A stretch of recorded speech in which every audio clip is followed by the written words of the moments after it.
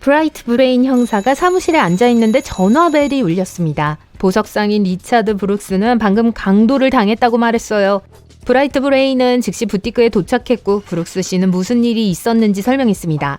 아침 내내 회색 정장을 입은 신사분에게 다이아몬드 반지를 보여드리고 있었습니다. 예의도 아주 바르고 다이아몬드에 대해 많이 알고 있더라고요. 매장에서 가장 비싼 반지를 집으려고 고개를 숙이는데 누군가 제 머리를 때리는 느낌이 들었습니다. 앞으로 넘어졌다가 깨어나 보니 그 남자는 사라져 있었어요. 브라이트 브레인은 더 이상 질문하지 않았습니다. 대신 브룩스 씨가 강도를 당하지 않았다는 보고서를 작성했죠. 사실 그는 모든 것을 속이고 있었던 거예요. 현장을 보세요. 브라이트 브레인은 어떻게 그런 결론에 도달했을까요?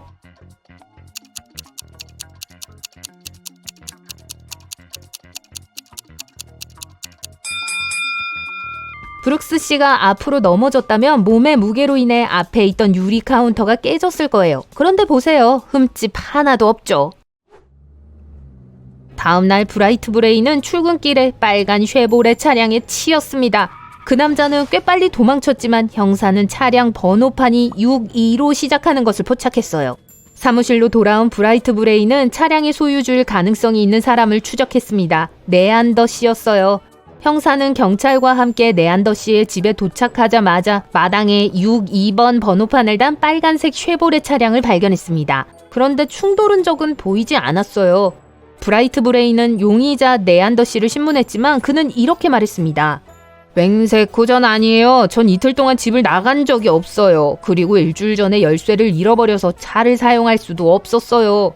브라이트 브레인은 차량에 다가가 차 후드에 기대어 내부를 들여다봤어요. 그리고 즉시 말했습니다. 거짓말하는 거 다 알아. 브라이트 브레인은 어떻게 그렇게 확신했을까요?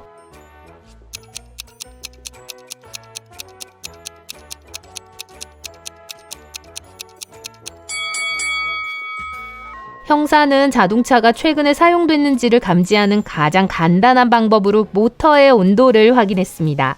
후드가 여전히 따뜻했기 때문에 네안더 씨가 거짓말을 하고 있었다는 걸 알 수 있었죠. 12월 한 달 동안 벤턴빌에서 강도단이 활동했습니다. 그들은 산타클로스 복장을 하고 굴뚝을 통해 집에 침입했어요. 귀중품을 산타 가방에 넣고 곧장 문 밖으로 걸어 나갔습니다. 이웃들은 그들을 보고 진짜 산타라고 생각했죠. 결국 경찰은 그들을 모두 체포했습니다. 하지만 그들 중 한 명은 자신이 진짜 산타고 자신이 저지르지 않은 범죄로 유죄 판결을 받아서는 안 된다는 주장을 했습니다. 브라이트 브레인 형사는 어렸을 때 진짜 산타를 한 번 본 적이 있기 때문에 사건을 처리해달라는 요청을 받았습니다. 그는 산타의 키가 중간 정도였다고 기억했어요. 단추가 6개 달린 코트를 입고 있었고 오른쪽에 주머니가 있었습니다. 또한 산타의 벨트 버클이 정사각형이었다고 말했어요. 경찰서에서 찍은 영상을 살펴보세요. 진짜 산타가 누구인지 알아낼 수 있나요?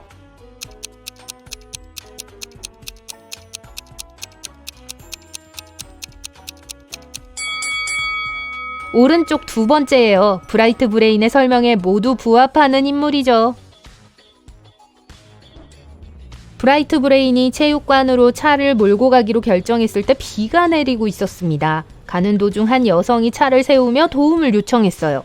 그녀는 방금 어떤 차가 자기 차에 부딪히더니 그대로 가버렸다고 말했습니다. 형사가 주위를 둘러보니 사고 장소 옆에는 타이어를 고치고 있는 한 남자만 있었어요. 그 여성은 저 차가 자신의 차와 부딪힌 차라고 말했어요. 하지만 브라이트 브레인이 가서 그 남자와 이야기를 나눌 때 그는 있을 수 없는 일이라고 하면서 자신은 계속 차를 고치느라 바빴다고 말했습니다. 누가 거짓말을 하는지 알 수 있나요?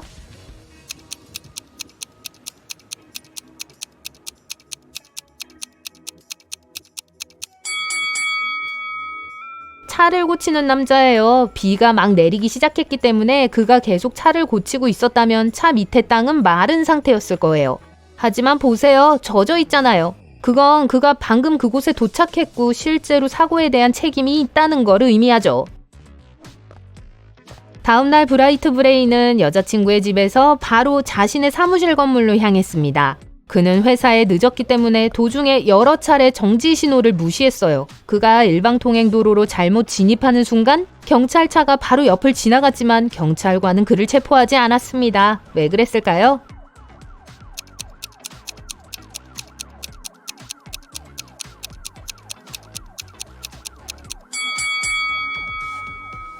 형사는 차를 운전하지 않고 걷고 있었으니까요. 다음날 아침 8시경 브라이트 브레인 형사는 커피를 사러 가다가 강도가 발생한 걸 목격했습니다. 복면을 쓴 사람이 한 여성의 지갑을 들고 달아났어요. 형사는 도둑을 쫓아가다가 그가 커피숍으로 들어가는 것을 봤어요. 안으로 들어가서 도둑을 찾아봤지만 찾을 수 없었어요. 도둑이 마스크를 벗고 있었기 때문이죠. 그는 커피숍 주인에게 손님 중 한 명이 도둑이라고 말했고 주인은 형사가 그곳에 있는 사람들을 신문할 수 있도록 가게 문을 닫았습니다. 그가 가장 먼저 신문한 사람은 엘리였습니다. 그녀는 지난 3시간 동안 커피숍에서 노트북으로 작업하고 있었다고 말했어요. 브라이언은 에스프레소 한 잔을 마시려고 들어왔다고 말했습니다.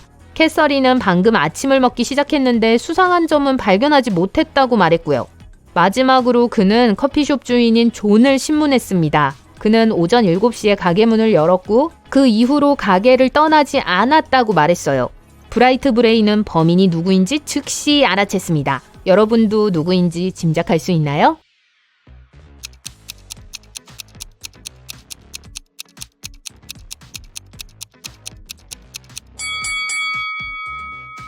엘리였어요. 가게에 3시간 동안 있었다고 말했지만 가게는 7시에 막 문을 열었습니다. 사무실에서 브라이트 브레인은 직장 동료 해리로부터 이상한 문자 메시지를 받았습니다. 이렇게 적혀 있었어요. 주키니가 냉장고에 있습니다. 그 외에는 괜찮아요. 아셨죠? 이 이상한 문자를 보고 형사는 뭔가 숨은 메시지가 있다고 생각했어요. 그리고 몇 분 후 메시지의 숨은 단어를 발견했습니다. 그게 뭔지 짐작할 수 있나요?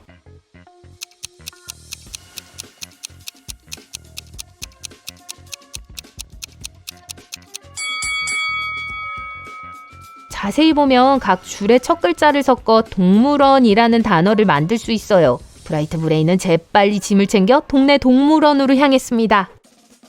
그는 동물원에 도착하자마자 비밀 통로의 입구를 보았습니다. 그 통로는 그를 지하 터널 네트워크로 이끌었어요. 첫 번째 터널 입구에는 독이 있는 쥐들이 있었습니다. 두 번째 터널 입구에는 5분 후 터질 폭발물이 있었고요. 마지막 터널 입구에는 유독가스가 있었습니다. 어느 터널을 선택해야 할까요?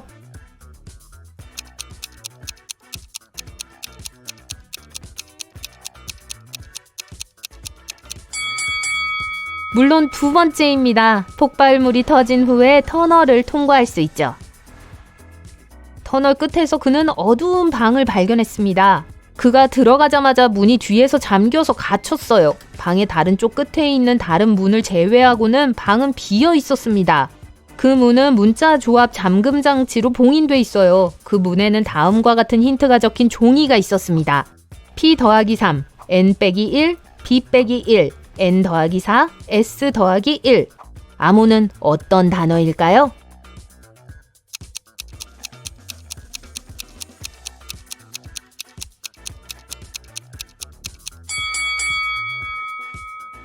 암호를 알아내는 데는 시간이 좀 걸렸지만 결국 브라이트 브레인은 암호를 해독할 수 있었어요. 코드 단어는 스마트였습니다. 이 수수께끼의 열쇠는 알파벳에 숨어 있었어요. P의 세 번째 뒤에 오는 글자는 S, N보다 한 글자 앞의 글자는 M, 이런 식으로요.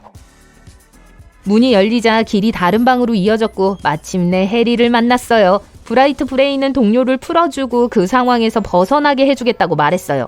하지만 주위를 둘러보고는 그들이 매우 깊은 우물바닥에 서 있다는 것을 알게 됐어요. 고개를 들어 올려다보니 맑고 푸른 하늘이 보였지만 탈출구는 없는 것 같았습니다.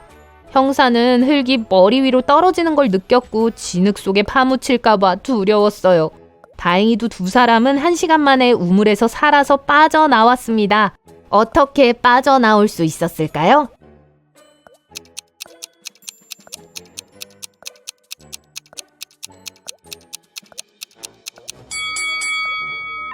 그들은 우물로 떨어지는 흙을 내리밟는 데 성공했어요. 이렇게 해서 점점 더 수면 가까이 다가갔고 마침내 우물 밖으로 뛰어내려 도망칠 수 있었습니다. 오늘 브라이트 브레인의 모험은 여기까지입니다. 정말 대단했네요. 세레나는 사립탐정입니다. 올해 그녀는 멋진 스키 리조트에서 휴가를 보내기로 결정했습니다. 세레나는 정문에 도착하여 입구를 살펴봐요. 그리고 택시기사에게 팁을 주기 위해 돌아섭니다. 그 후 그녀는 다시 게이트로 돌아와 3가지 변화를 발견합니다. 여러분도 보이시나요?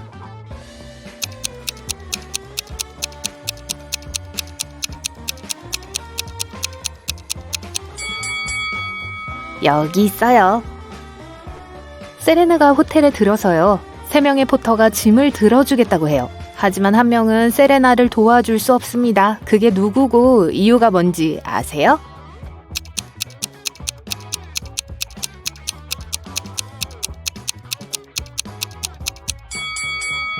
가운데 있는 남자는 벽을 통과하는 투명한 손을 가지고 있습니다. 유령이에요. 그래서 세레나의 짐을 옮길 수 없을 것 같네요. 세레나가 리셉션 데스크에 다가갑니다. 그녀는 다른 3명과 함께 체크인을 하고 있습니다.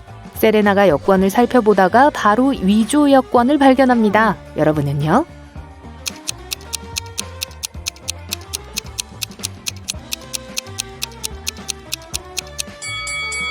두 번째 남자의 사진은 흑백이지만 그게 범죄는 아닙니다. 3번째 여성의 문서도 괜찮아 보여요. 하지만 첫 번째 여자의 사진에는 배경에 눈 덮인 산이 있습니다. 어느 나라 출신이든 여권 사진의 배경이 없어야 해요. 따라서 이 신분증은 위조입니다. 마침내 세레나는 카드키를 받습니다. 그녀는 바로 방으로 갑니다. 하지만 안타깝게도 문은 열리지 않습니다. 세레나는 리셉션으로 돌아와 불평해요. 세레나는 다른 여성이 똑같은 불만을 토로하는 걸 봅니다. 무슨 일인지 짐작할 수 있나요?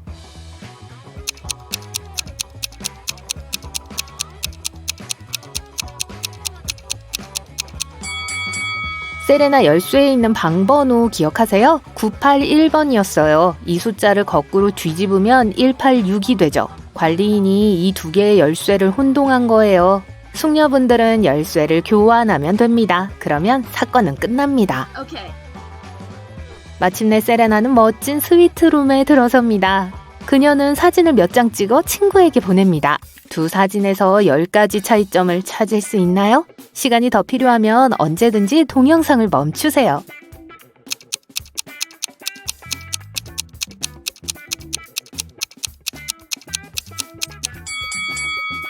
답을 볼 준비가 되셨나요? 10가지 차이점이 여기 있어요. 세레나가 스키를 타러 가기 위해 가방을 풀고 있습니다. 이런, 집에 모자를 두고 왔어요. 세레나는 새 모자를 사러 동네 겨울 스포츠 가게에 갑니다. 여기 속하지 않는 물건은 무엇일까요?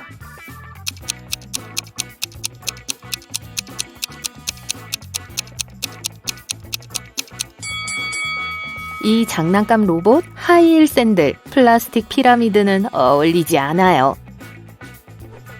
쇼핑을 마친 세레나는 동네 빵집으로 갑니다. 여기에서 어울리지 않는 품목을 발견하실 수 있나요?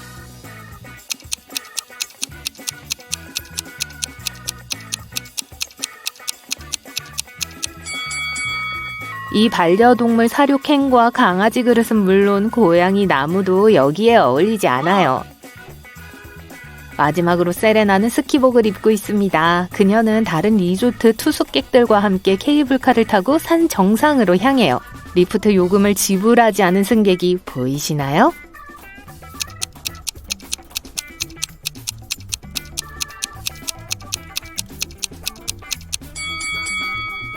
이 작은 쥐는 요금을 지불하지 않았을 거예요. 화재 경보가 한밤중에 세레나를 깨웠어요. 스키장 구역에 있는 한 오두막에서 불이 났어요. 다행히도 모든 투숙객과 직원은 무사합니다. 세레나는 3명의 용의자를 발견해요. 이 중 1명이 불을 낸 것이 확실해요. 누구일까요?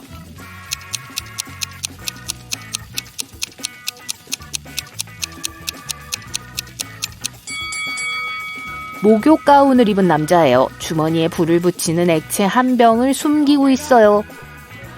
아침에 세레나는 뷔페에 갑니다. 쟁반에는 크루아상 4개가 있어요. 그중 하나는 플라스틱으로 만들어져 있습니다. 어느 것일까요?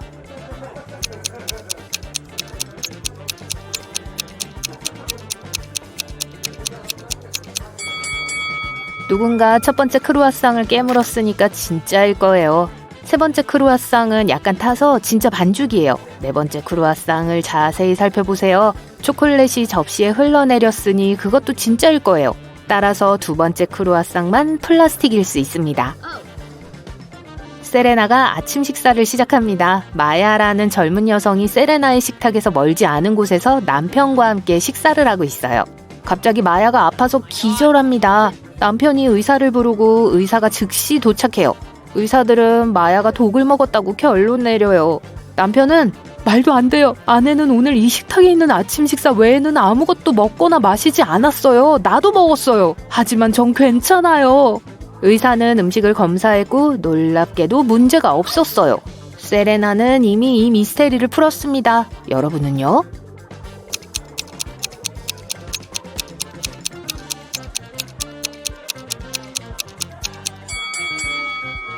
마야의 립밤에 독이 들어있었어요.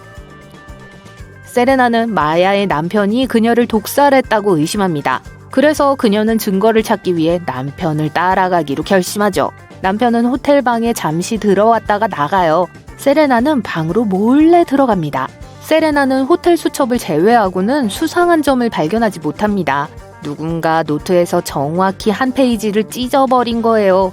다행히도 펜을 세게 눌렀어서 다음 페이지에 흔적을 남겼어요. 세레나는 연필로 종이에 선을 긋고 다음 문장을 발견합니다. 이 메시지를 해독하는데 도움을 줄 수 있나요?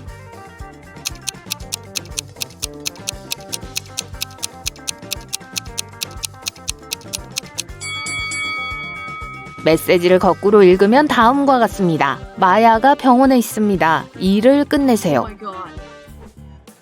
세레나는 범인보다 앞서기 위해 병원으로 달려갑니다. 그녀는 마야의 방에 들어가 4명의 광대와 마주합니다. 그중 한 명은 범인입니다. 나머지는 병원 곳곳에서 환자들을 위해 공연하는 배우예요. 가짜를 알아볼 수 있나요?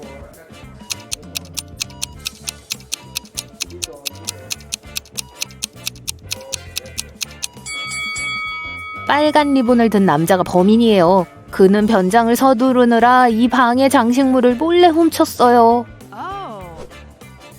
세레나는 병원 경비원에게 전화를 걸어 범인을 체포합니다. 그러나 그는 모두를 밀어내고 뒷문으로 도망쳐요. 세레나는 그를 따라가 주차장에 도착합니다. 범인은 이 차들 중 하나에 숨어 있습니다. 범인을 찾을 수 있나요?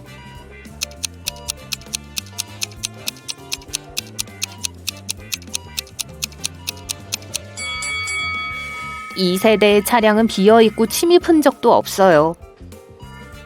반면 누군가 픽업 트럭 뒤에서 움직이고 있습니다. 잡았어요!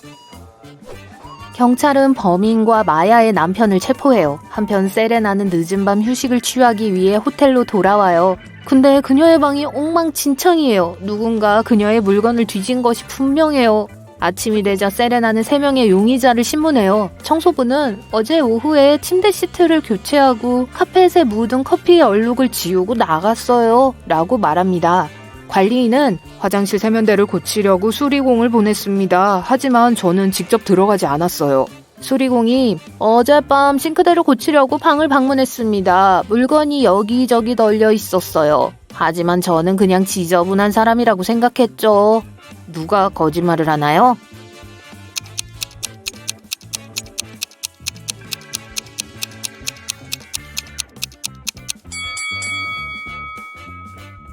청소부예요. 카펫에 묻은 커피 얼룩을 지웠다고 했지만 여전히 여기 있네요.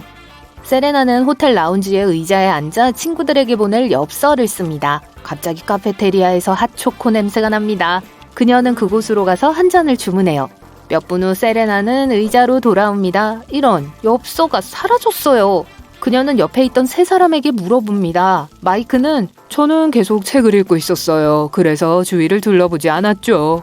리차드는 여자친구 스텔라의 사진을 찍고 있었어요. 못 믿겠으면 한번 보세요.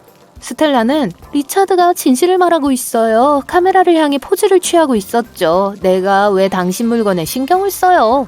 두 사람의 이야기를 들은 세레나는 누가 범인인지 확실히 알게 됩니다. 여러분은요?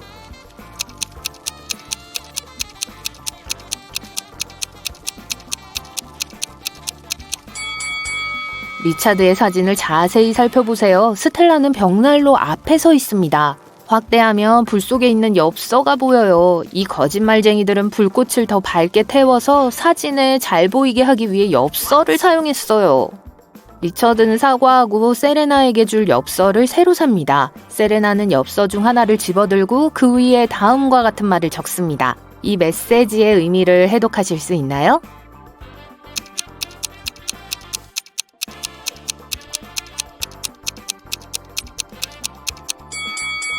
무한한 공간 저 너머로. 세레나는 마이크와 대화를 나누고 있습니다. 그녀는 그의 취미에 대해 묻습니다. 마이크는 대답하는 대신 다음과 같은 수수께끼를 그립니다. 해독하실 수 있나요?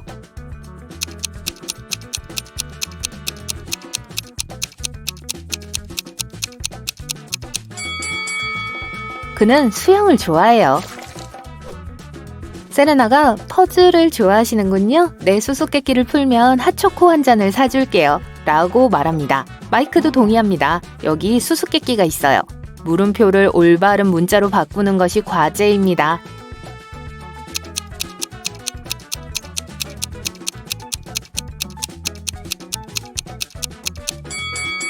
글자는 이 숫자 합계의 마지막 글자를 의미해요.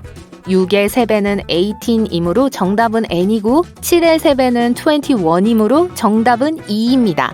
0의 3배는 0입니다. 그렇기 때문에 물음표를 5로 바꿔야 합니다. 오늘은 그 어느 때보다 세심한 주의가 필요합니다. 이 수수께끼를 풀려면 모든 세부사항에 주의를 기울이고 무엇이 중요하고 중요하지 않은지 파악해야 합니다. 준비됐나요? 예. 한 학생이 시험에서 낙제한 후 선생님께 어떻게 하면 점수를 올릴 수 있는지 물어보려 왔습니다. 선생님은 말했습니다. 수수께끼를 풀면 더 좋은 점수를 줄게. 반지 상자에 있어. 강철 테이프보다 나무 바닥에서 들어올리기가 더 쉽지. 상자 안에는 무엇이 들어있을까? 학생은 잠시 생각한 후 정답을 맞췄습니다. 뭐라고 말했을까요?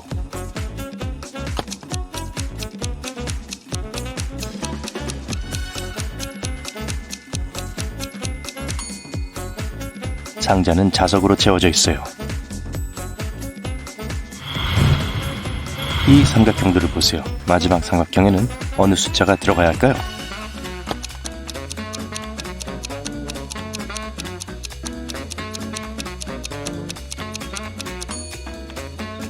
(3)이어야 합니다. 이 답을 얻으려면 위쪽 숫자에서 왼쪽 숫자를 빼고 결과의 오른쪽 아래 모서리에 있는 숫자를 곱해야 합니다.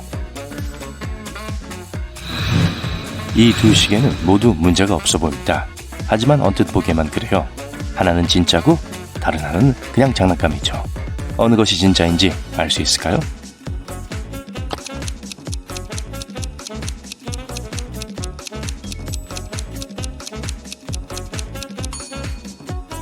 왼쪽의 시계는 그냥 장난감입니다. 움직이면서 시계를 돌아가기에는 분침이 너무 길다는 걸 눈치채셨나요? 여러분의 임무는 각 행에 4개의 나무가 있는 5줄이 되도록 이 나무들을 분리하는 것입니다. 어떻게 할 수 있을까요?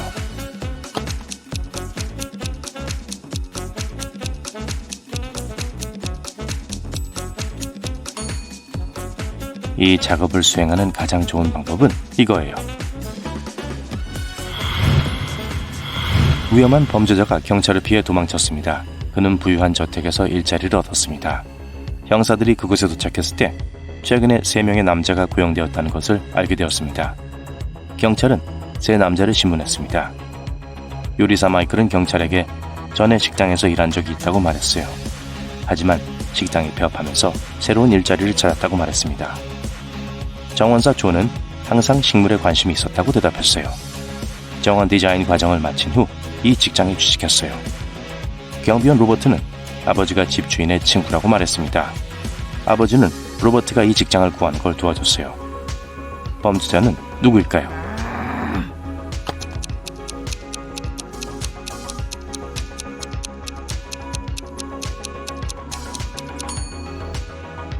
요리사예요.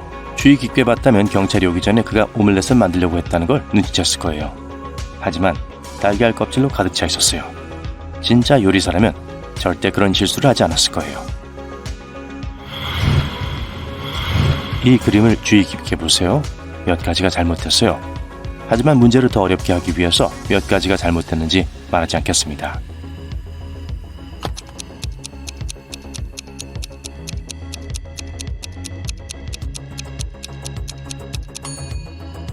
3가지 실수를 발견했다면 축하합니다.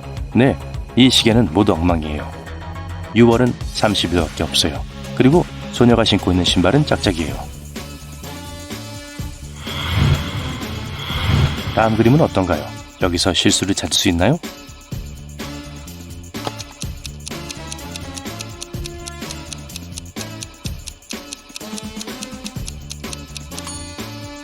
이 그림에는 총 5가지의 실수가 있어요.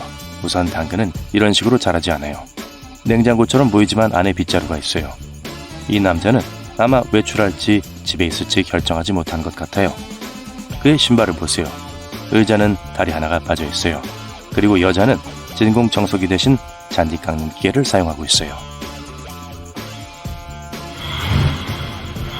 첫눈에 보기에 완벽하게 평범한 아침 식사는 어떨까요? 뭐가 문제일까요?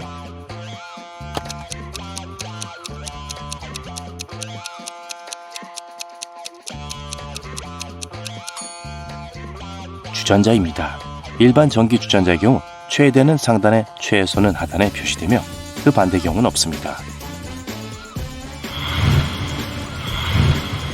버스를 기다리기에 가장 좋은 시간은 확실히 아니네요.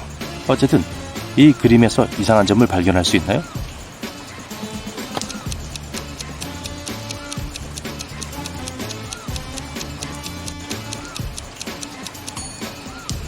빨간 드레스를 입은 여자는 전혀 젖지 않았어요. 우산이 없는데 비가 쏟아지고 있어요. 자, 셜록, 이 그림에 무엇이 잘못됐는지 알아내세요.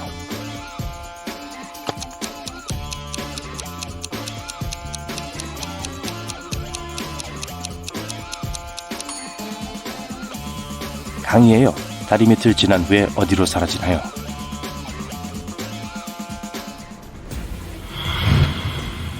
한 저택에서 중요한 물건이 도난당했고 용의자는 요리사와 정원사 2명입니다.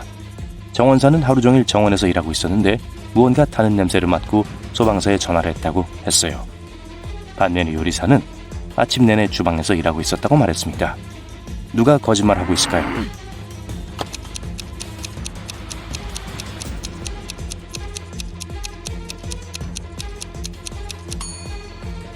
요리사는 거짓말 중이에요. 테이블 위에 있는 케이크를 보세요. 심하게 탄 것으로 볼 때 요리사가 자리를 비운 게 틀림없어요. 이 동물들을 주의 깊게 살펴보세요. 나머지와 다른 동물을 찾으세요.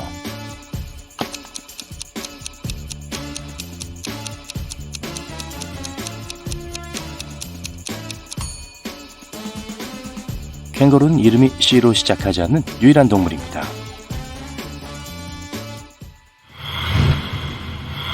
멜리사는 어느 날 저녁 늦게까지 직장에 남아 있었습니다. 집으로 걸어가고 있을 때 이미 어두워졌습니다. 그러다가 한 무리의 사람들을 발견했습니다. 이상하게 갑작스럽게 움직이며 점점 더 가까이 다가오고 있었습니다. 점점 공포에 휩싸인 멜리사는 다가오는 사람들이 실제로 좀비라는 사실을 깨달았어요. 다음 순간 그녀는 포위당했습니다. 흥미롭게도 다음날 멜리사는 부엌에서 야채 샐러드를 만들고 있었습니다. 어떻게 된 거죠?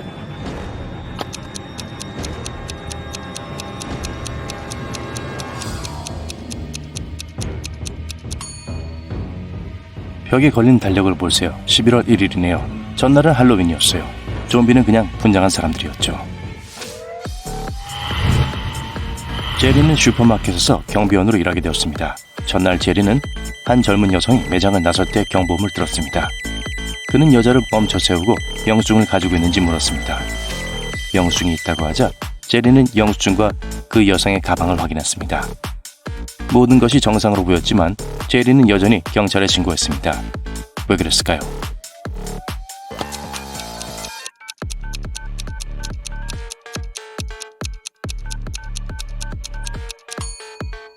영수증의 날짜가 틀렸어요. 입구에 있는 화면의 날짜와 달라요.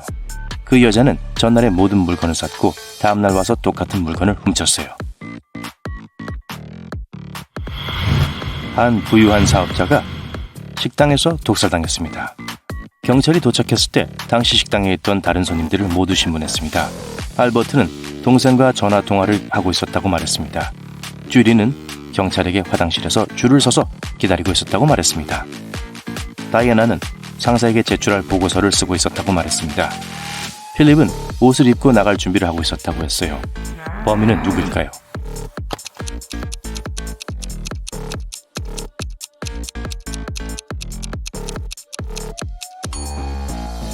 주디예요. 식당에는 그녀 말고는 다른 손님이 3명밖에 없었고 모두 바빴어요. 화장실을 사용하기 위해 기다리는 사람이 있을 리가 없죠. 기차와 함께 와서 기차와 함께 떠나지만 기차에는 아무 쓸모가 없는 물건입니다. 그럼에도 불구하고 기차는 그것 없이는 갈 수 없습니다. 무엇일까요?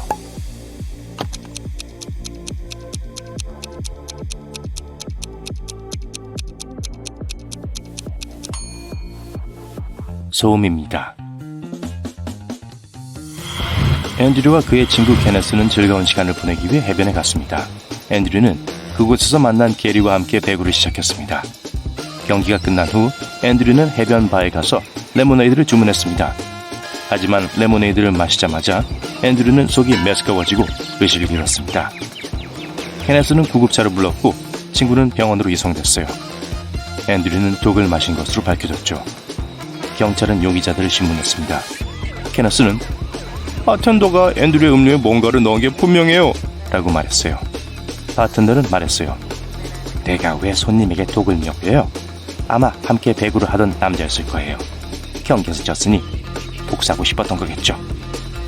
게리는 그 경기가 끝난 후 바다에 수영을 하러 갔어요. 앤드류가 병원에 실려간 줄도 몰랐어요. 누가 앤드류를 독살했는지 알아볼 수 있나요?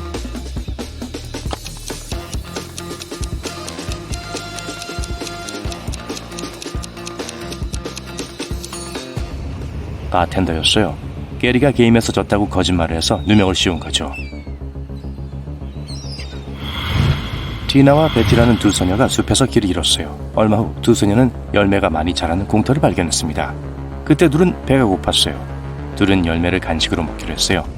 하지만 한 명에게는 큰 실수가 될 거예요. 누구일까요?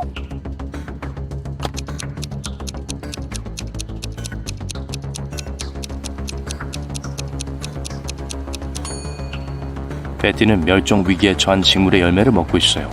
그걸 먹으면 안 되지만 먹는다고 죽진 않을 거예요.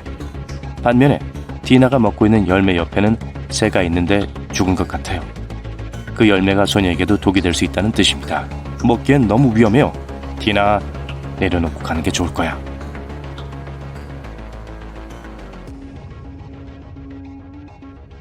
스미스 형사는 절도 사건을 조사하기 위해 한 집을 방문했습니다. 브룩 씨는 누군가 자신의 집에 침입해 고가의 시계를 훔쳐갔다고 주장했어요. 형사가 도착했을 때 현관문이 열려있고 거실로 이어지는 진흙탕 발자국이 있는 것을 봤어요. 또한 계단에 진흙이 묻어있는 것도 발견했습니다. 집안을 둘러본 스미스 형사는 도둑이 누구인지 금방 알아냈습니다. 그는 위층으로 올라가 브룩 씨의 아들을 체포했습니다. 왜 그랬을까요?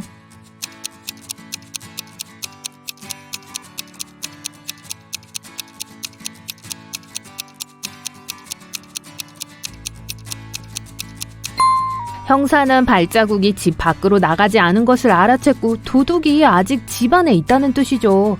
4명의 친구가 점심을 먹으러 갔어요. 그림을 보고 가장 부유한 사람이 누구인지 맞춰보세요.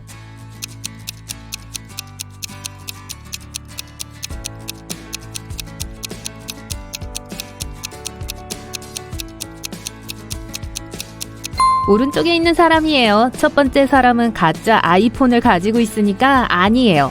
그 옆에 있는 친구는 신발이 찢어졌지만 새 신발을 살 돈이 없습니다. 세 번째 친구는 지갑이 텅 비어 있어 다른 친구에게 점심값을 내달라고 부탁할 거예요. 네 번째 친구는 검은색 신용카드를 여러 장 가지고 있으니까 가장 부유한 친구일 겁니다. 프레디는 길 잃은 고양이를 돌려주기 위해 집 근처의 성으로 갔습니다. 그곳에서 한 노인이 프레디를 반갑게 맞아주었어요. 하지만 안으로 들어선 순간 노인은 사악한 마술사로 변해 프레디를 성 안에 가뒀어요. 그리고 사악한 마술사가 말했어요. 내가 주는 3가지 과제를 완수하면 집에 보내주겠다. 그렇지 않으면 영원히 여기 갇히게 될 거야. 첫 번째 과제는 이 많은 채소 사이에서 내 안경을 찾는 거야. 프레디를 도와주실 수 있나요?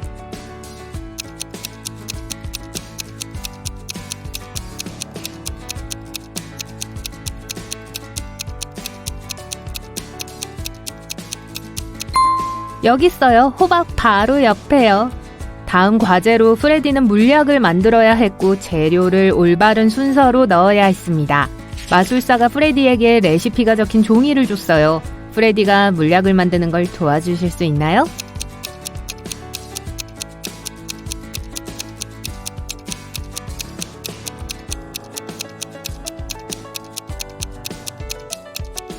솥의 색깔을 따라야 합니다. 먼저 카레를 넣어야 물약이 노랗게 변합니다.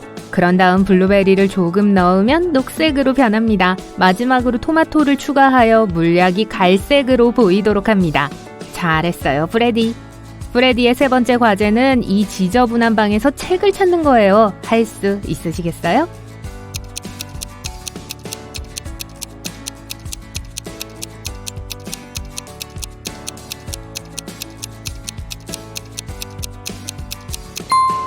바닥 램프 바로 뒤에 있어요. 축하해요. 방금 프레디를 풀어줬어요.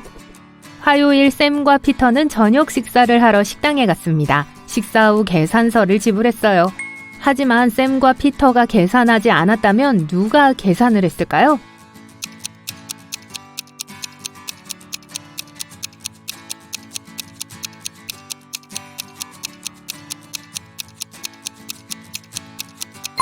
그들의 친구 화요일이에요. 예상치 못했네요.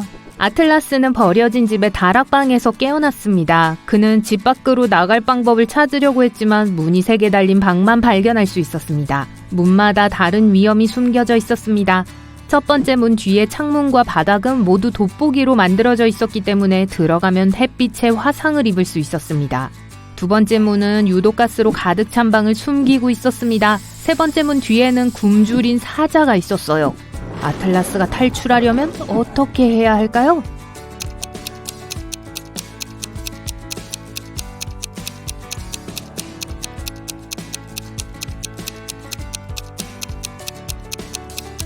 밤이 될 때까지 기다렸다가 1번 문을 이용해야 해요. 시드니는 엄마에게 체조팀이 주말에 스포츠 캠프에 간다고 말했어요. 시드니는 엄마에게 여행 가방 싸는 걸 도와달라고 부탁했죠. 엄마는 딸에게 필요하다고 생각되는 모든 것을 챙겼습니다. 주말에 시드니가 돌아왔을 때 엄마에게 여행에 대한 모든 것을 이야기하고 있었어요. 그런데 대화 도중 시드니는 엄마에게 왜 칫솔을 챙기지 않았냐고 물었어요. 엄마는 시드니가 주말에 실제로 어디 있었는지 거짓말을 하고 있다는 걸 바로 알아차렸죠. 어떡해요?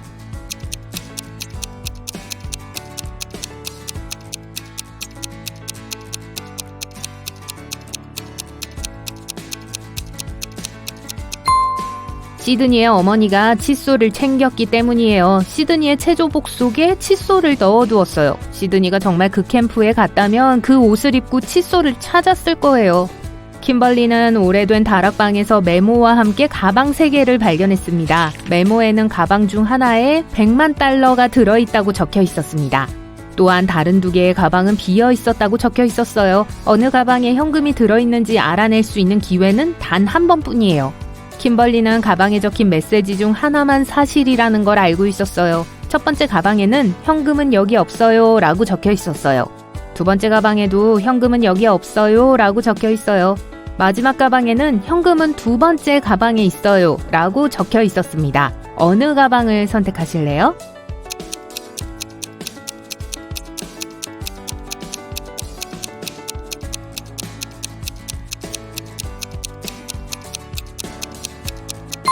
첫 번째 가방을 선택해야 합니다. 단서 중 하나만 사실이면 돈은 첫 번째 가방에 있습니다. 베카는 2주간의 이집트 여행을 마치고 막 도착했습니다. 여행 중에 아름다운 에메랄드를 구입하여 친구들에게 보여주고 싶었어요. 그녀는 가장 친한 친구들을 위해 파티를 열기로 했어요. 다음 날 베카는 에메랄드가 사라진 걸 발견했습니다.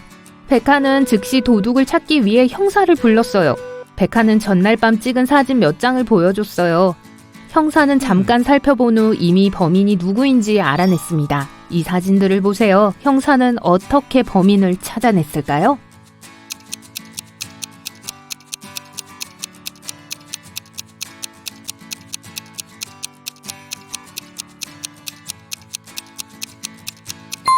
모자를 쓴 여자를 보세요. 새벽 1시에 모자는 납작해요. 하지만 새벽 2시에 모자는 갑자기 뾰족해지면서 이상하게 에메랄드 모양을 띠고 있어요. 범인이에요.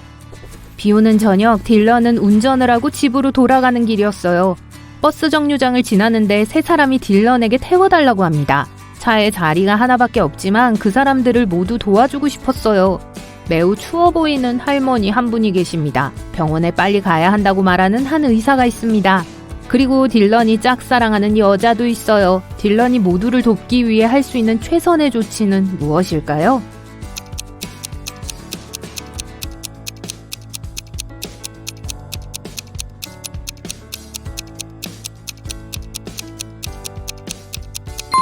딜런은 의사에게 자신의 차를 빌려주고 할머니를 집에 데려다 줄 수 있습니다. 딜런은 의사가 돌아와서 차를 돌려줄 때까지 좋아하는 여자와 함께 버스 정류장에서 기다릴 수 있어요. 수잔은 자신이 좋아하는 팝밴드가 고급 클럽에서 VIP 고객을 위한 프라이빗 콘서트를 열고 있다는 사실을 알게 됐어요. 수잔은 뒷마당을 통해 클럽 안으로 몰래 들어가기로 결심했지만 안타깝게도 수잔은 문 뒤에서 엄격한 경비원과 마주쳤어요. 그는 아무 없이는 수잔의 출입을 거부했습니다. 하지만 다행히도 경비원의 티셔츠에 힌트가 있습니다.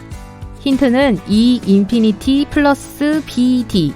수잔은 힌트를 해독하고 콘서트에 입장할 수 있었습니다. 암호가 무엇이었을까요?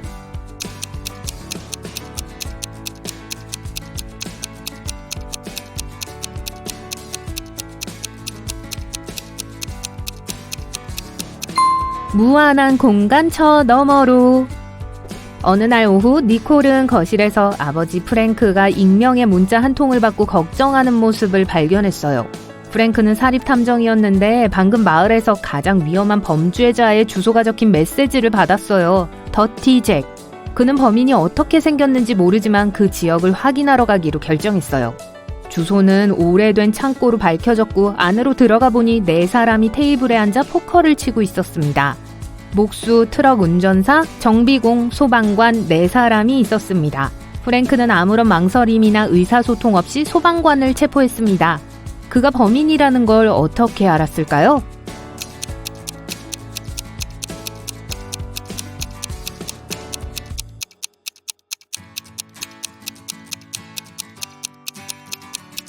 소방관은 그 방에서 유일한 남성이었습니다. 나머지는 모두 여성이었습니다. 바비와 레이첼은 커피 한 잔을 마시러 가기로 했어요. 하지만 주문한 커피가 도착했을 때 바비의 커피에 파리가 들어 있었습니다.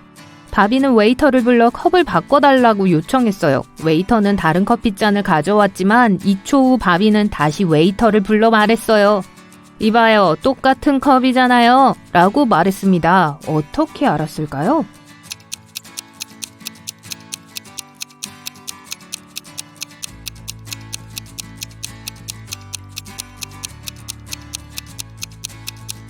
바비가 이미 커피에 설탕을 넣었고 새 컵에 담긴 액체를 맛보았을 때 이미 설탕이 들어있었기 때문이에요. 오늘의 도전을 위한 두뇌 준비 운동으로 시작하겠습니다. 그저께는 목요일이었어요. 모레는 무슨 요일일까요?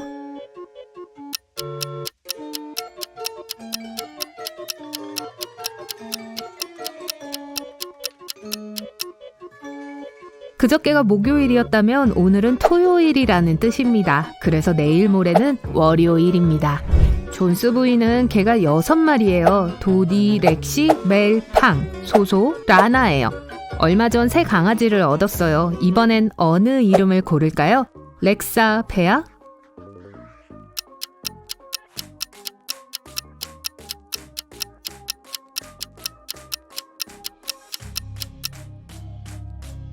티나? 티나예요. 도, 레, 미, 파, 솔, 라. 그리고 다음은 티예요. 켈러 명사는 교회의 작은 집을 지나다가 한 여자가 소리치는 걸 들었어요. 안 돼, 벤! 그러지 마! 그는 안으로 달려가 쥐약이 든 빈병과 몇몇 사람들을 봤어요. 나이 든 여자, 젊은 남자, 금발 소녀, 갈색머리 소녀, 그리고 고양이. 그는 이 중 한 사람이 독약을 마셨다고 생각했습니다. 아무런 질문도 하지 않고 그는 남자를 차에 태워서 병원으로 데려다 줬어요. 형사는 누가 독을 마셨는지 어떻게 알았을까요?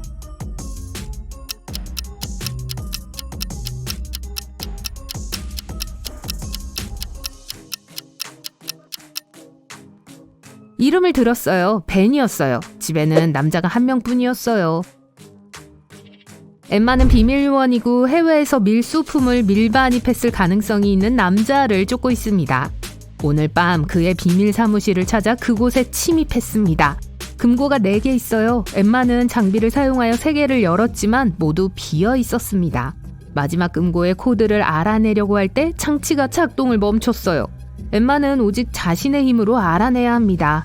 다른 세 금고의 코드가 5378, 3785, 7853이었다면 네 번째 금고의 코드는 무엇일까요?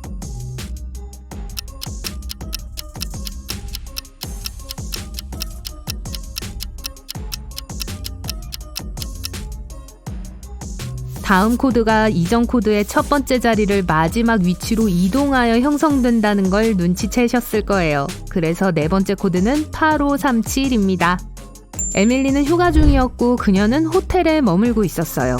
어느 날 저녁 외출 준비를 하고 있을 때 문을 두드리는 소리를 들었습니다. 문을 열었을 때 그곳에는 낯선 사람이 있었어요.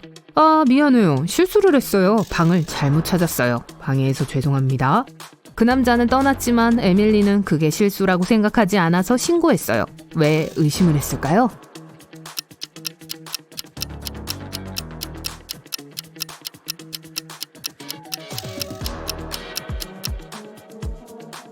그 남자는 문을 두드렸어요. 정말 자기 방이라고 생각했다면 열쇠로 문을 열려고 했을 거예요.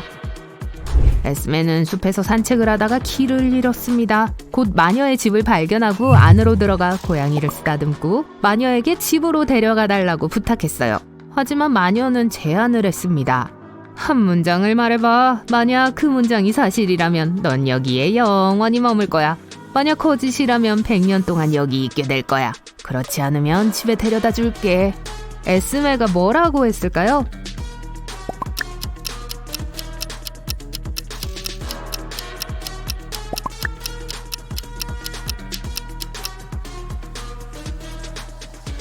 에스메는 난 여기서 100년 동안 머물 거예요 라고 말했습니다. 그게 사실이라면 에스메는 영원히 그곳에 머물러야 하지만 그러면 그 진술은 거짓이 됩니다. 만약 그게 거짓이라면 100년 동안 머물러야 하는데 그러면 사실이 됩니다. 마녀는 너무 혼란스러워서 에스메를 보내줬어요. 켈럼 형사는 도시 주변에서 강도를 쫓고 있었어요. 갑자기 그 강도는 병원에 들어갔고 사라졌습니다. 형사가 건물에 들어갔을 때 3명의 직원이 있었어요. 한 명은 의사로 가장한 범인임에 틀림없습니다. 누군지 아시겠어요?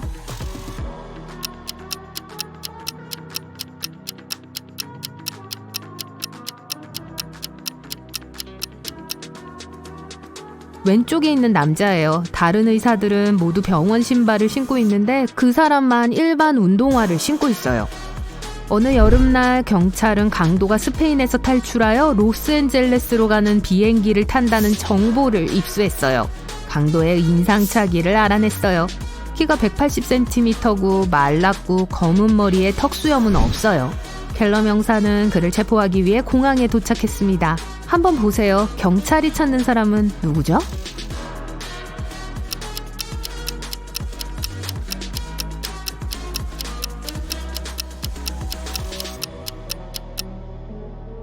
인상착의에 맞는 사람이 없는 것처럼 보일 수도 있지만 보세요. 여기 금발의 남자는 금발 가발 아래에 검은 머리카락이 보여요. 변장한 범인이 틀림없어요. 켈럼 형사는 태평양 어딘가의 먼 섬으로 휴가를 갔습니다. 문제는 그가 현지 언어를 말하거나 이해하지 못한다는 거예요. 하지만 지금 당장 어떤 화장실을 사용해야 하는지 알아내야 해요. 하나는 남자 화장실이고 다른 화장실은 여자 화장실이에요. 그는 영어를 못하지만 이해할 수 있는 한 현지 여성을 만났어요. 켈럼 형사는 어느 것이 남자 화장실인지 어떻게 알아낼 수 있을까요?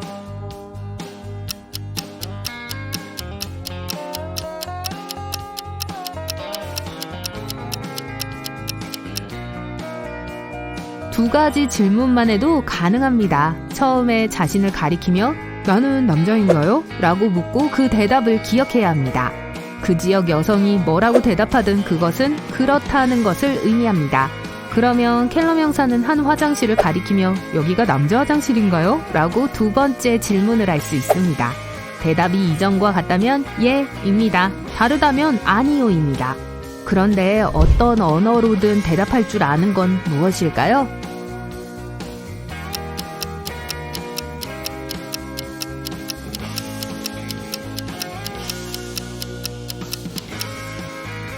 레알이에요. 에일루는 요정이고 일 때문에 숲 반대편 마을로 날아가야 해요. 문제는 여행이 6일이 걸리지만 요정 한 명은 요정가루 4통만 들고 갈 수 있고 한 통은 하루 동안만 충분해요. 중간에 요정 가루를 더 구할 수는 없습니다. 모두 마을에 저장되어 있어요. 그래서 에일루는 여행에 도우미를 데리고 가야 합니다. 몇 명의 도우미가 필요하며 다른 마을에 도달하기 위한 전략은 무엇일까요?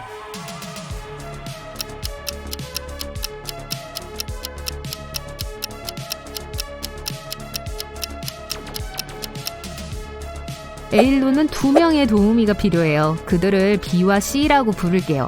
각각 4일분의 요정 가루를 가져갈 수 있으므로 총 12통을 갖게 됩니다. 첫날에는 모두 B가 들고 간 요정 가루를 사용하고 4통 중 3통을 사용할 거예요.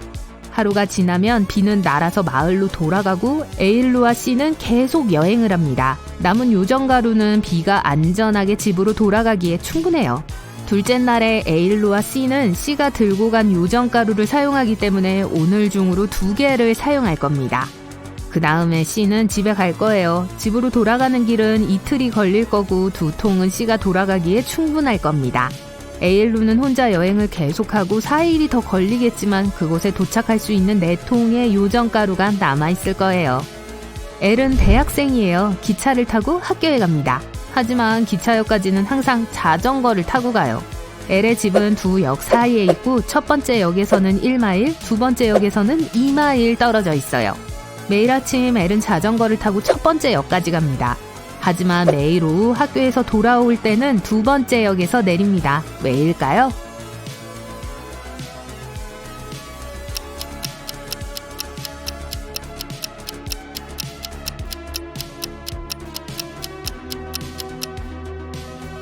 엘은 언덕 위에 삽니다. 첫 번째 역은 가장 낮은 곳에 있고 두 번째 역은 가장 높은 곳에 있고 집은 중간에 있어요. 이 위치를 최대한 활용해서 목적지까지 내리막길을 이용하려고 하는 거예요. 여름 캠프에서 모든 사람들은 자신에 대한 재밌는 사실을 말해야 했고 다른 사람들은 그것이 사실인지 거짓인지 추측해야 했습니다. 카밀라는 내 생일은 2월 29일이라서 다른 사람들보다 생일이 4배 더 적어요. 올해 생일 파티를 했어요. 17살이 됐죠. 왜 사람들은 카밀라를 믿지 않았을까요?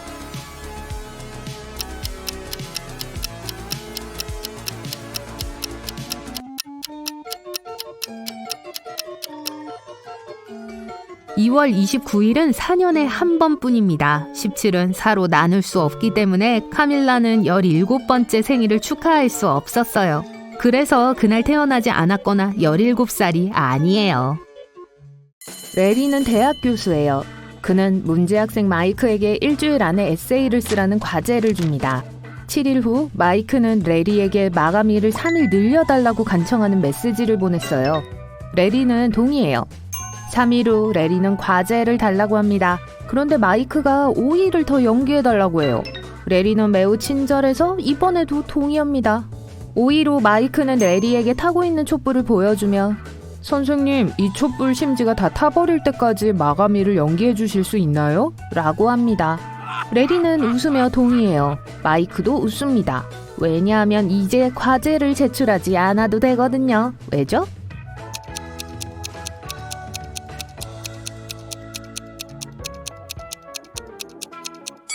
마이크는 촛불을 불어 껐어요. 그는 이 촛불이 꺼질 때까지가 아니라 이 심지가 다 타버릴 때까지라고 말했어요. 그래서 영원히 초를 켜지 않고 과제를 제출하지 않아도 됩니다. 레리는 컵케이크 3상자를 교무실에 가져왔어요. 수업이 끝난 후 동료들과 자신의 생일을 축하하기 위해 테이블 위에 컵케이크 상자를 두었습니다. 상자는 크기가 다 다르지만 모두 다 각각 3개의 컵케이크가 들어있어요. 그 사이 마이크는 교무실로 들어갑니다.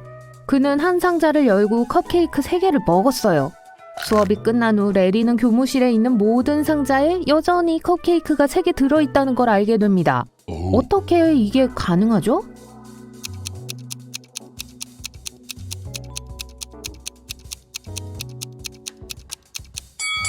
마이크는 가장 큰 상자의 컵케이크를 먹고 빈 상자에 더 작은 상자를 넣었어요. 그래서 레리가 나머지 2개의 상자를 열었을 때 모든 상자에는 여전히 3개의 컵케이크가 들어있었어요. 수업이 끝난 후 마이크는 웬디에게 데이트 신청했어요. 둘 다 돈이 없었기 때문에 버스를 타고 간 후에 걸어서 돌아오기로 합니다. 버스 속도는 시속 14km예요. 그리고 두 사람의 걸음 속도는 시속 4.8km입니다. 두 사람이 8시간 후에 돌아와야 한다면 버스로 갈 수 있는 최대 거리는 얼마일까요?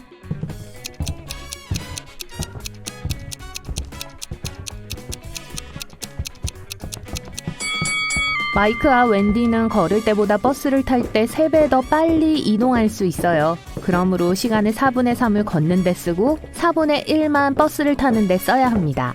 그래서 8시간 제한에 맞추기 위해 2시간 동안 버스를 타고 28km를 간 후에 6시간을 걸어 돌아와야 해요. 마이크와 웬디는 길을 걷고 있는데 한 가지 매우 신기한 걸 발견했어요. 일직선으로 있는 3개의 눈이 있어요. 빨간 눈이 뜨면 다른 눈은 얼어붙습니다. 그들이 무엇을 봤는지 추측할 수 있나요?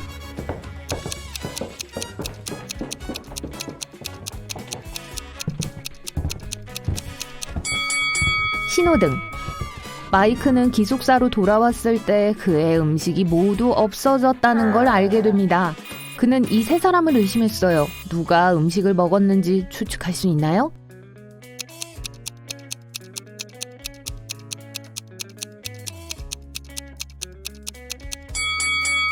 오른쪽에 있는 남자예요. 콧수염에 빵 부스러기가 있어요. 마이크는 도서관에 가서 기록 보관서의 신문을 살펴봅니다. 신문은 총 60페이지인데 24페이지와 41페이지가 빠져 있어요.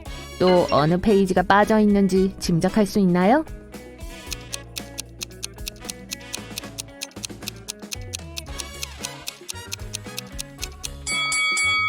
(19, 20, 23, 37, 38, 42페이지도 누락됐을 거예요.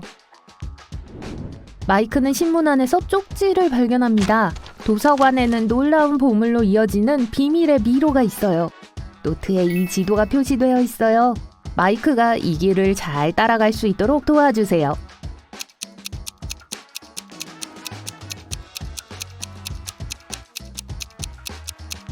여기 올바른 길이 있어요. 마이크는 미로를 지나 이 책장을 발견합니다. 선반 중 하나는 가짜예요. 어떤 건지 알 수 있나요?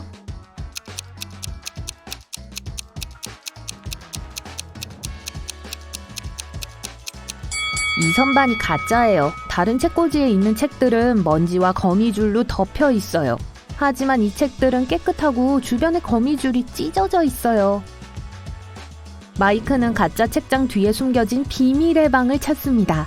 그는 방에 들어갔고 큰 금고와 근처에 있는 이상한 쪽지를 발견했어요.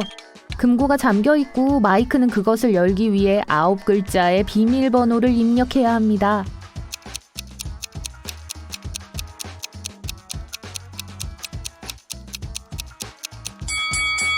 암호 해독하는 것을 도와주세요. 올바른 암호는 문라이트입니다. 이유는 이렇습니다. 힌트 노트를 보세요.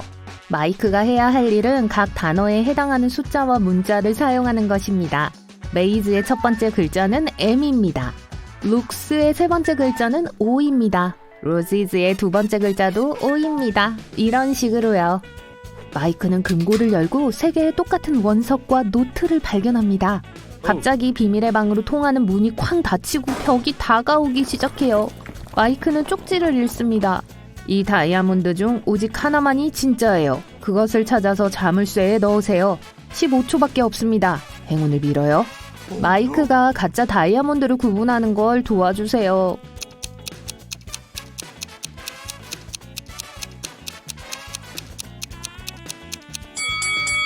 마이크는 테이블 위에 이 물컵에 3개의 돌을 떨어뜨려야 합니다. 진짜 다이아몬드는 높은 밀도 덕분에 물컵 바닥으로 가라앉을 거예요. 가짜라면 물 위에 뜰 거예요. 마이크는 성공하고 비밀 복도로 통하는 문을 엽니다. 그는 복도를 지나 공간 한가운데에 있는 4개의 문과 아름다운 동상을 발견해요. 동상이 노래해요. 우리는 부르지 않아도 밤에 나와요. 아침이 오면 훔치지 않아도 사라집니다. 우리는 무엇일까요? 마이크가 어느 문으로 들어가야 하는지 추측할 수 있나요?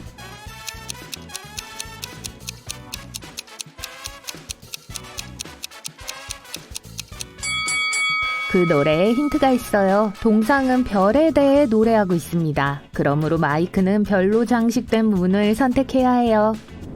마이크는 다음 방에 들어가서 여왕을 만납니다. 안녕하세요, 낯선 분. 당신이 할 일이 있어요. 성공하면 부와 명성을 얻게 될 거예요. 하지만 실패하면 영원히 내 포로로 여기 있을 거예요. 왕국을 개조해서 10개의 성 모두가 5개의 성벽을 통해 연결되고 각각의 벽은 4개의 성을 연결해야 합니다. 또한 적어도 하나의 성은 벽으로 보호돼야 해요. 여왕은 그에게 이 그림을 보여주며 말합니다. 왕실 건축가는 이 모든 소망을 충족시키는 어떤 해결책도 제시하지 못했어요. 하지만 이 계획을 제안했죠. 더 좋은 생각이 있나요?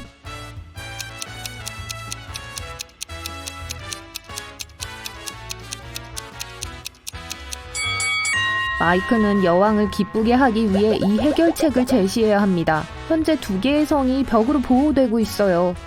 여왕은 약속을 지켰고 마이크를 매우 부자로 만들었습니다. 또한 축하 잔치를 열었어요. 불행하게도 모든 왕실의 신하들이 그가 여왕의 총애를 받는 걸 보고 기뻐하지 않았어요. 이 3사람을 보세요. 누가 마이크를 싫어하는지 알 수 있나요?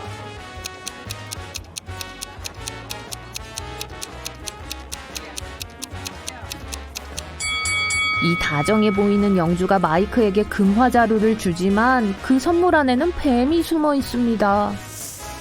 마이크는 왕실의 정원을 둘러보고 있어요. 3개의 레몬나무가 있어요. 나무는 각각 정확히 10개의 레몬이 열려 있어요. 정원사가 와서 각각의 나무에서 4개의 오렌지를 땁니다. 레몬나무에 남은 과일 수를 계산할 수 있나요? 30개.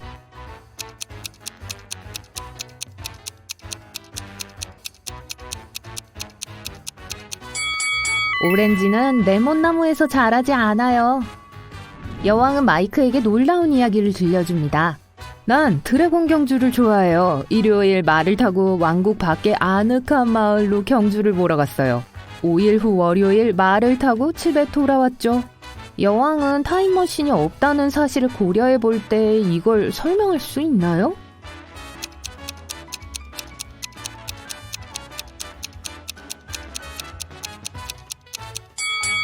일요일은 여왕의 용 이름이에요.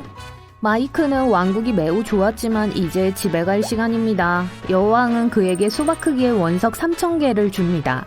그는 그것을 집으로 운반하기 위해 트럭을 빌렸어요. 마이크의 현재 위치는 집에서 1609km 떨어져 있어요. 안타깝게도 그 트럭은 한 번에 1,000개의 보석만 운반할 수 있어요. 그리고 집까지 1마일마다 검문소가 있어요. 고향으로 가는 길에 각 검문소마다 모든 운전자들은 원석 1개를 지불해야 합니다.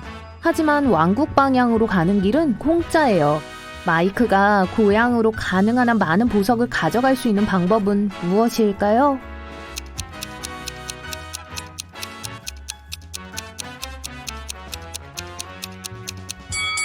마이크는 536km까지 각각 1,000개의 원석을 3번 옮겨야 합니다.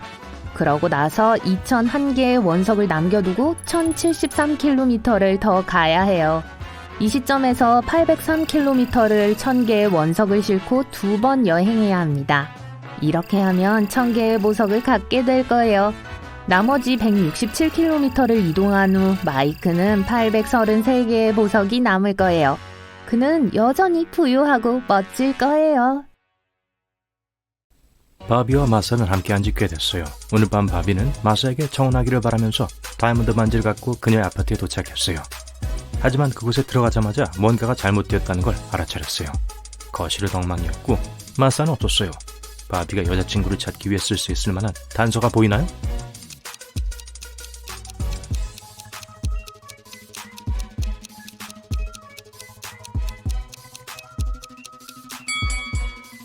거울을 보세요. 마사가 립스틱으로 암호화된 메시지를 그렸어요.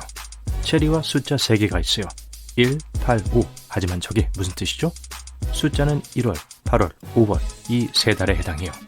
이 달들의 첫 번째 영어 글자들이 JAM이라는 단어를 만들어내요. 그러니 바비는 체리 잼병 안을 살펴봐야 돼요. 바비는 병을 열어 다음 단서를 발견했어요. 그는 다음과 같은 이미지가 있는 종이를 발견했어요. 암호 해독하는 걸 도와줄 수 있겠나요?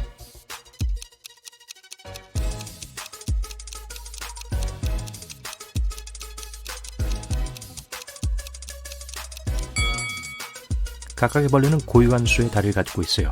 첫 번째는 5, 두 번째는 3, 세 번째는 8, 그렇게요. 결과는 바비가 전화를 걸어야 할 10자리 전화번호예요. 바비는 전화를 걸었지만 누군가가 전화를 끊었어요. 대신 이 이모티콘 메시지를 보내왔어요. 이 글자 수수께끼가 뭘 의미하는지 알겠나요?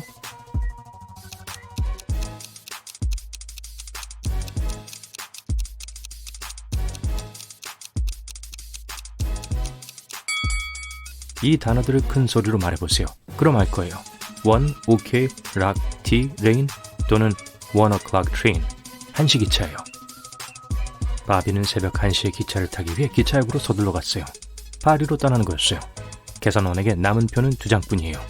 다행히도 엄청나게 할인되어 있어요. 30만원짜리 퍼스트 클래스 쿠페가 있어요. 하지만 20% 할인하고 있어요. 그리고 개인 화장실이 딸린 60만원짜리 슈퍼 럭셔리 쿠페도 있어요. 바비는 이걸 60% 할인된 가격에 표를 살 수 있어요. 바비에겐 어떤 옵션이 더 나은지 추측할 수 있겠나요?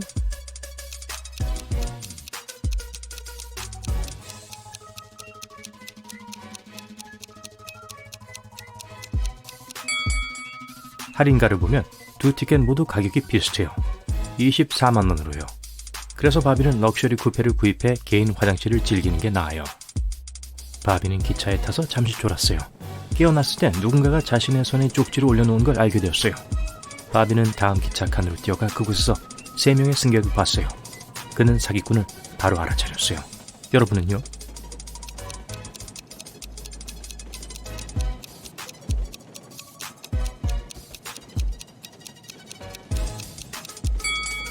왼쪽에 있는 이 남자는 책을 거꾸로 읽고 있어요.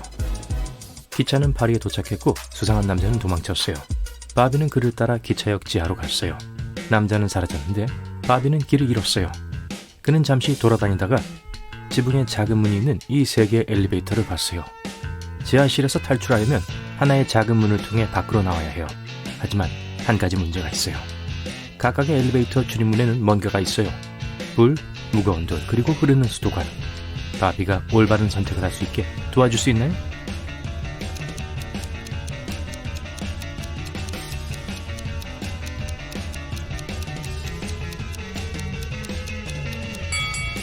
세 번째 엘리베이터를 선택해야 해요. 출입문을 열고 물이 모일 때까지 기다려야 해요. 그러면 작은 문을 통해 나올 수 있죠. 마침내 바비는 밖으로 나와 파리 한복판에 있는 자신을 발견해요. 주머니를 확인하고 기차에서 누군가가 준 쪽지를 찾았어요. 거기엔 달릴 수 있지만 절대 걷지 않고, 입이 있어도 절대 말을 하지 않고, 머리가 있어도 절대 울지 않고, 침대가 있어도 절대 잠을 자지 않는 건 무엇일까? 다음 단서를 푸는 걸 도와줄 수 있나요?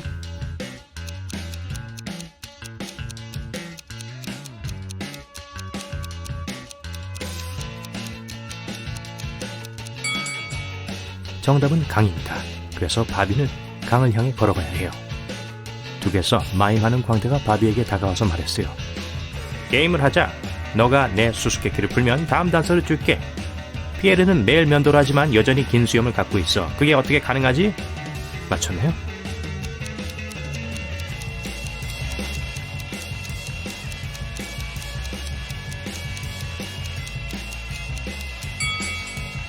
피에르는 이발사예요. 마임 광대는 바비에게 자동차 열쇠를 건네도 똑같은 차가 3대 있는 주차장을 가리켰어요. 어떤 차 열쇠에 맞는지 바비가 결정하게 도와줄 수 있나요?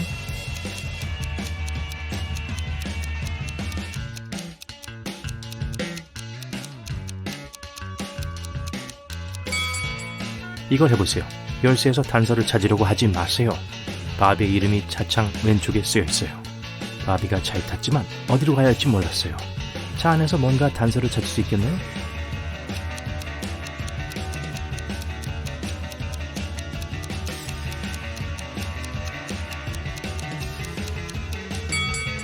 사람들이 주로 내비게이션을 두는 곳에 사자 그림이 있어요. 그래서 바비는 리옹으로 가야 해요. 바비가 길을 나서요. 잠시 후 주유소에서 이 세 명의 히치하이커를 발견해요. 바비가 2인승차를 운전하고 있기 때문에 한 명만 고를 수 있어요. 누구를 선택해야 할지 조언해 줄 수 있나요?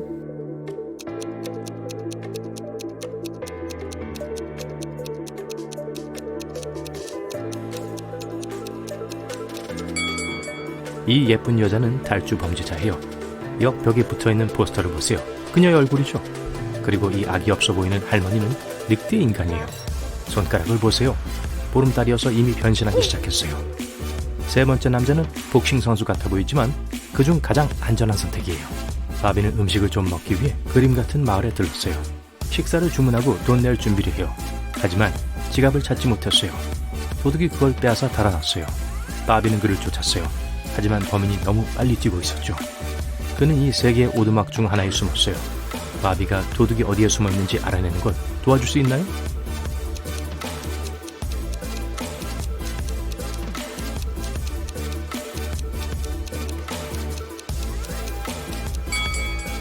첫 번째 집 주변에는 아무런 흔적도 없어요.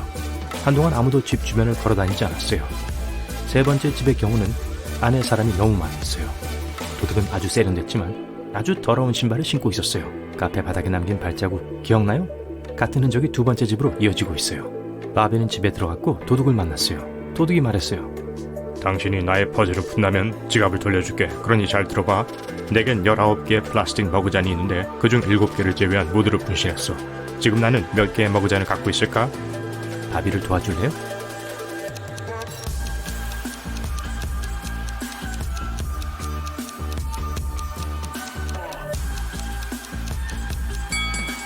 일곱 개를 제외한 모두를 분실했다라는 말은 7개를 빼고 머그잔을 다 분실했다는 걸 의미해요. 그런 정답은 7개예요. 바비가 지갑을 돌려받았어요. 그는 안에서 이 단서를 발견했고 바로 길을 나섰어요. 어디로 갔는지 추측할 수 있나요? 리옹의 중앙 광장에 있는 분수대로요.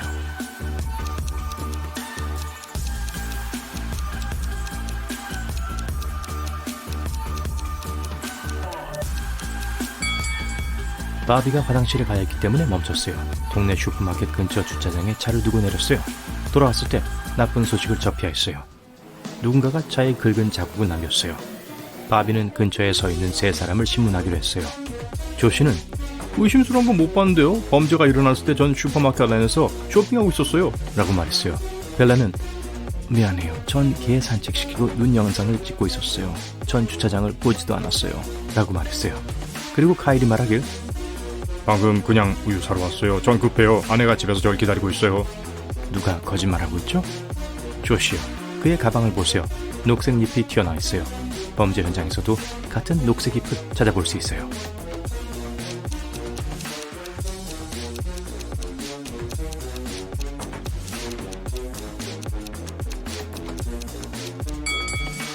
드디어 바비가 목적지에 도착했어요. 분수 근처에서 모자와 콧수염이 있는 3명의 음악가를 발견했어요. 그들은 콘서트를 준비하려고 했어요. 이 음악가들 중 하나는 가짜예요. 정확히 누군지 알아낼 수 있겠나요? 두 번째 음악가가 가짜예요. 그의 기타에는 줄이 없어요.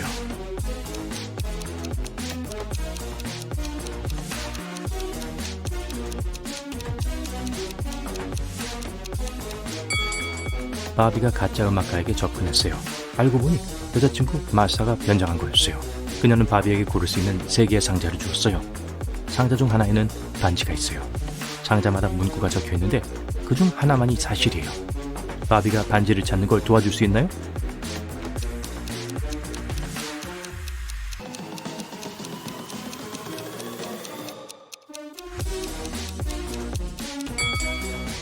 만약 첫 번째 상자에 있으면 차민 진술이 2개가 돼요. 그리고 만약 반지가 세 번째 상자에 있다면 그것 또한 차민 진술이 2개예요. 하지만 우린 하나의 진실된 진술이 필요해요. 그래서 반지는 두 번째 상자에 있어요. 바비가 상자를 열었어요. 아름다운 약혼 반지를 봤어요. 마사가 물었어요. 나와 결혼해 줄래? 바비가 대답했어요. 그래, 너가 내 수수께끼를 푼다면 말이야. 절대 예라고 대답할 수 없는 질문은? 마사는 정확한 대답을 했고 그들은 약혼했어요. 여러분은 어때요?